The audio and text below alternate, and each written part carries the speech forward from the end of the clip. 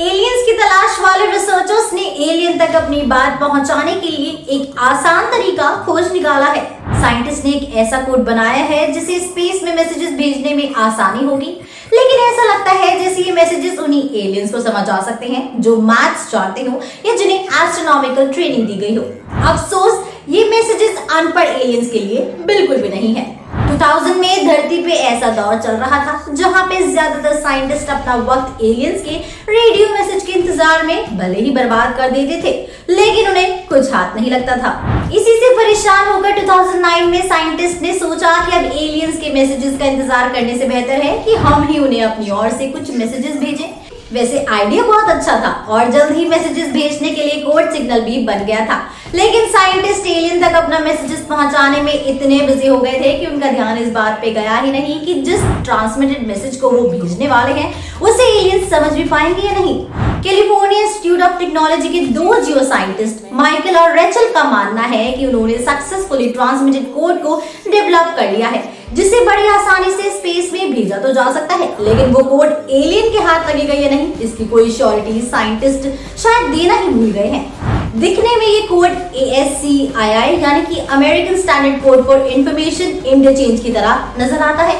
वैसे ये पहली बार नहीं है जब साइंटिस्ट ने एलियंस को मैसेज करने के बारे में सोचा है। इससे पहले भी 1974 में एरेकिबो मैसेज नाम का एक कोड स्पेस में भेजा गया था, जो कि एक इंटरस्टेलर रेडियो मैसेज था। इसमें अर्थ और ह्यूमैनिटी को लेकर कुछ बेसिक इंफॉर्मेशन दी गई थी। फिर 1999 से लेकर 2003 तक स्पेस में कॉस्मिक कॉल्स सिर्फ एलियंस से कांटेक्ट करने के मकसद से ही भेजे गए थे, लेकिन इन सारे मैसेजेस में से एक बात बहुत कॉमन थी कि इस भेजने वाले साइंटिस्ट को इस बात की श्योरिटी बिल्कुल नहीं थी कि इन मैसेजेस को एलियंस समझ भी पाएंगे या नहीं। इसी कारण माइकल और रेचल ने अपना खुद का एलियन फ्रेंडली मैसेजिंग सिस्टम तैयार करने के बारे में सोचा।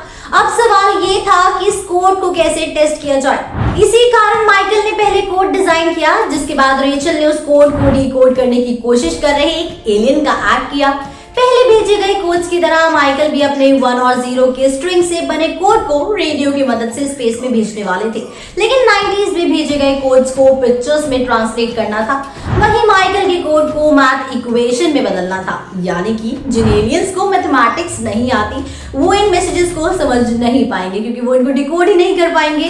साइंटिस्ट के मुताबिक इस कोड को समझने के लिए एलियंस को मैथमेटिक्स के अलावा एस्ट्रोनॉमी और फिजिक्स की भी उतनी ही जानकारी होनी चाहिए, लेकिन माइकल ने ये भी कहा कि जब उन्होंने इस कोड को 5 अंडर ग्रेजुएट स्टूडेंट्स के थ्रू टेस्ट किया तो उन स्टूडेंट्स को कोड को ट्रांसलेट करने में सिर्फ 1 घंटे का वक्त लगा।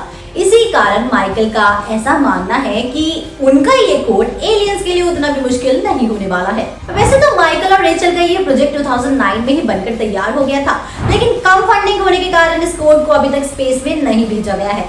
वैसे क्या आप जानते हैं कि दुनिया के महान साइंटिस्ट में से एक स्टीफन हॉकिंग्स ने एक बार कहा था कि अगर किसी को एलियन की तरफ से कॉल आए तो उसे उसका जवाब कभी नहीं देना चाहिए।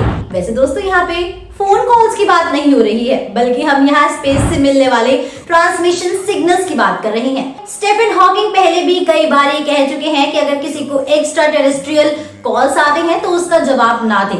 एक्स्ट्रा टेरेस्ट्रियल कॉल्स का मतलब होता है कि धरती के बाहर से मिलने वाले सिग्नल्स। स्टीफन के मुताबिक जब तक कि आप सिग्नल को लेकर सावधानी से विचार नहीं कर लेते तब तक उसका जवाब देना खतरनाक हो सकता है। हॉकिंग्स ने इंसानों को पहले ही दूसरी धरती के बारे में सावधान कर दिया था। साइंटिस्ट के मुताबिक दूसरी धरती का नाम ग्लीस 832c है। ये हमारी धरती के साइंटिस्ट द्वारा दिया गया एक साइंटिफिक नाम है।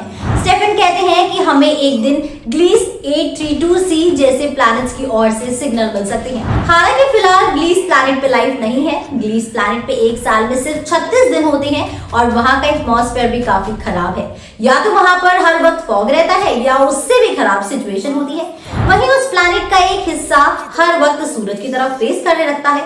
इस हिसाब से ग्लीस में फिलहाल लाइफ पॉसिबल नहीं है, लेकिन आने वाले वक्त में ऐसा जरूर हो सकता है।